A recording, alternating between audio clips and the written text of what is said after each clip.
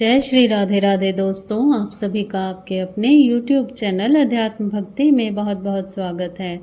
आइए आज आप सब सुनेंगे श्रावण मास महात्म्य कथा में 13वें अध्याय की कथा। अब तक यदि आपने पिछले अध्यायों की कथा का श्रवण नहीं किया हो तो चैनल पर वीडियो अपलोड है, आप वहां से पिछले अध्यायों की कथा का श्रवण भी कर सकते हैं। तो आइए सुनते हैं श्रावण मास महात्म्य कथा में 13वें अध्याय की कथा। तो बोलिए प्रेम से भगवान भोलेनाथ की जय, माता पार्वती की जय, सर्व देवी देवताओं की जय। सनत कुमार बोले कि हे भगवान, किस व्रत के द्वारा अतुलनीय सौभाग्य प्राप्त होता है और मनुष्य पुत्र पौत्र धन ऐश्वर्य तथा सुख प्राप्त करता है। हे महादेव, व्रतों में उत्तम उस व्रत को आप मुझे बताएं। ईश्वर बोले, हे सनत कुमार, तीनों लोकों में विख्यात दुर्वा गणपति व्रत है। सर्वप्रथम भगवती पार्वती ने श्रद्धा के साथ इस व्रत को किया था। हे मुनि सतम, इसी प्रकार पूर्व में सरस्वती, महेंद्र, विष्णु, कुबेर, अन्य देवता, मुनिजन, गंधर्व, किन्नर, इन सभी ने इस व्रत को किया था। श्रावण मास के शुक्ल पक्ष की शुद्ध व महापुण्यदायिनी चतुर्थी तिथि को इस व्रत को करना चाहिए, क्योंकि उसी दिन सभी पाप समूह का नाश हो जाएगा।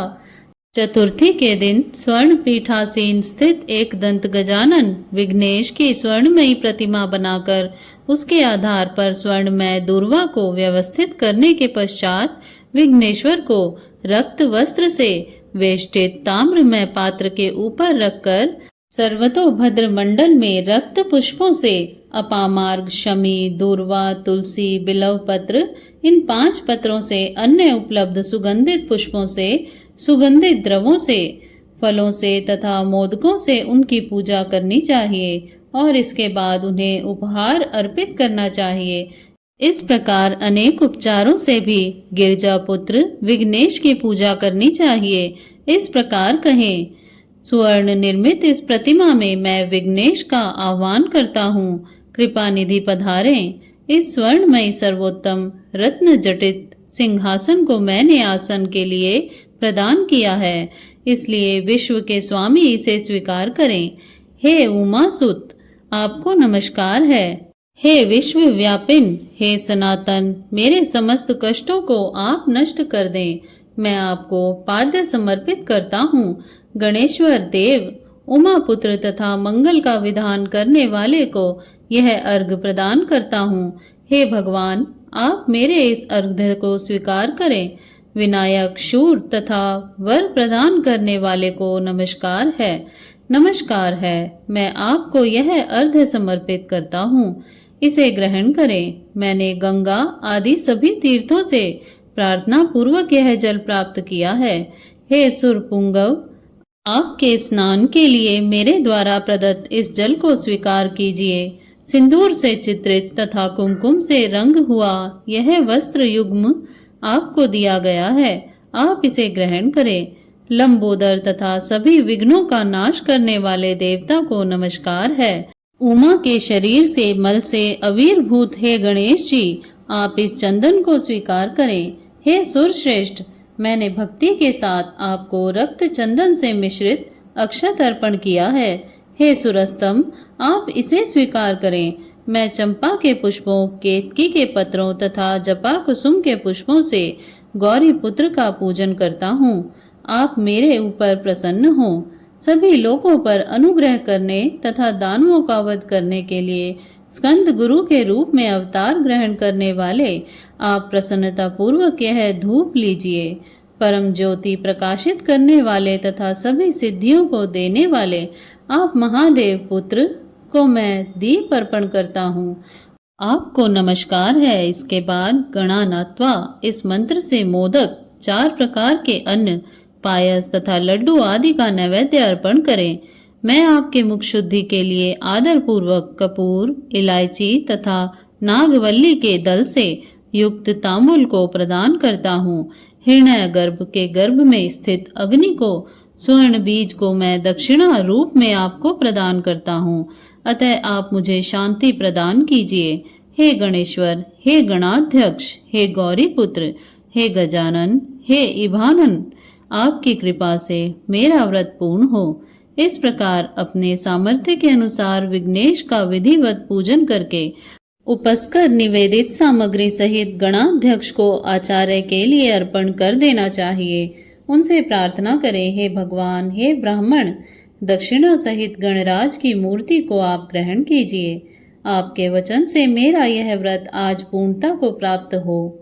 जो मनुष्य 5 वर्ष तक इस प्रकार व्रत करके उद्यापन करता है, वह वांछित मनोरथों को भी प्राप्त करता है और देहांत के बाद शिव लोक को जाता है।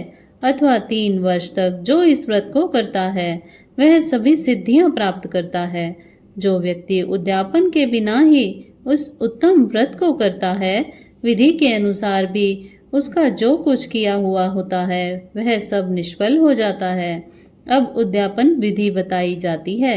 उद्यापन के दिन प्रातःकाल तिलों से स्नान करें। उसके बाद व्यक्ति 1 पल या आधा पल या उससे भी आधे पल की स्वर्ण की गणपति की प्रतिमा बनाकर पंचगव्य से स्नान कराकर भक्ति तथा श्रद्धा के साथ इन 10 नाम मंत्रों से दुर्वादलों से सम्यक पूजन करें। हे गणाधीश, हे उमापुत्र, हे अग्नाशन, हे विनायक, हे ईशपुत्र, हे सर्व सिद्धि प्रदायक, हे एकदंत, हे इव वक्त्र, हे मूषक वाहन, आपको नमस्कार है। आप कुमार गुरु को नमस्कार है। इन नाम पदों से पृथक पृथक पूजन करें। पहले दिन अधिवासन करके प्रातःकाल ग्रह होम करके दुर्वादलों तथा मोदकों से होम करना चाहिए। उसके बाद पूर्णाहुति देकर आचार्य आदि का विधिवत पूजन करना चाहिए और घट तुल्य थनों वाली गाय का दान अपनी सामर्थ्य के अनुसार करना चाहिए। हे वत्स, इस प्रकार व्रत करने पर मनुष्य सभी मनोरथों को प्राप्त कर लेता है। हे सनत कुमार, अपने प्रिय पुत्र गणेश के व्रत करने से संतुष्ट होकर मैं उस मनुष्य को पृथ्वी पर सभी सुख प्रदान करके अंत में उसे सद्गति देता हूँ। जैसे दूर्वा अपनी शाखा प्रशाखाओं के द्वारा वृद्धि प्राप्त होती है, उसी प्रकार उस मनुष्य की पुत्र पौत्र आदि सतंती निरंतर बढ़ती रहती है। हे सनत कुमार, मैंने दुर्वा गणपति का यह अत्यंत गोपनीय व्रत कहा है। सुख चाहने वालों को इस सर्वोत्कृष्ट व्रत को अवश्य करना चाहिए। इस प्रकार श्री स्कंद पुराण के अंतर्गत ईश्वर सनत कुमार संवाद में श्रावण मास महात्म्य में दुर्वा गणपति व्रत कथन नामक 13वां अध्याय पूर्ण हुआ। तो बोलिए प्रेम से भगवान भोलेनाथ की जय, माता पार्वती की जय, सर्व देवी देवताओं की जय। इसी प्रकार से ज्ञानवर्धक जानकारियां प्राप्त करते रहने के लिए, व्रत पूजा आदि के बारे में जानने के लिए तथा कथा को श्रवण करने के लिए यदि आप चैनल पर पहली बार आए हैं तो चैनल को सब्सक्राइब कर लें ताकि आने वाली वीडियो की नोटिफिकेशन आपको समय से मिलती रहे। वीडियो को लाइक करें, शेयर करें। सुखी रहें, स्वस्थ रहें। जय श्री राधे राधे। धन्यवाद।